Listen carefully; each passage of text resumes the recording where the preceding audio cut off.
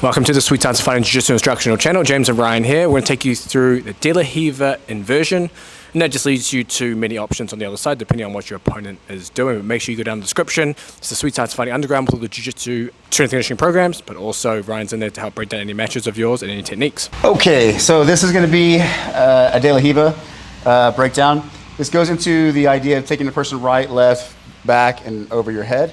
But this particular variation, we're going to take them to the right. Now, sometimes when I pull the leg off the ground and as I'm pulling, I'm balled up, I swing to this position, and I'm looking for this leg. And sometimes I'll get it, but usually what they'll do is as soon as I start to kick, they start to post, and we get here. Now, there was a kind of a sneaky thing I did right here. Instead of having the complete De La Riva leg position, I pull the leg up so I'm like under his knee. His knee is in my knee pit. And what I'm gonna do is I'm gonna stay balled up and I'm gonna start to pull this direction. And I'll pull, and I'm gonna swing to this side.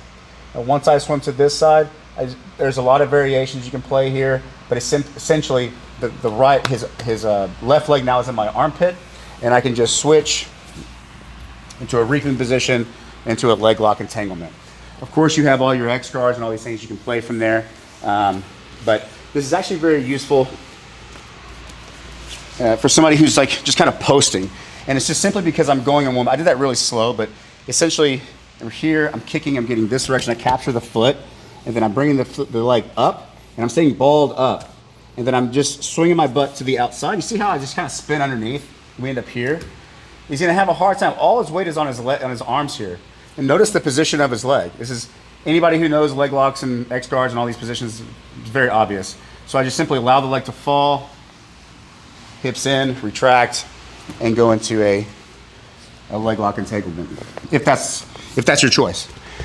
So this one's actually very useful because the trick to this one is to keep pulling up on the leg to stay balled up and start to spin that direction. So yeah, this is a good option for people that go and just kind of post. Just keep spinning that direction.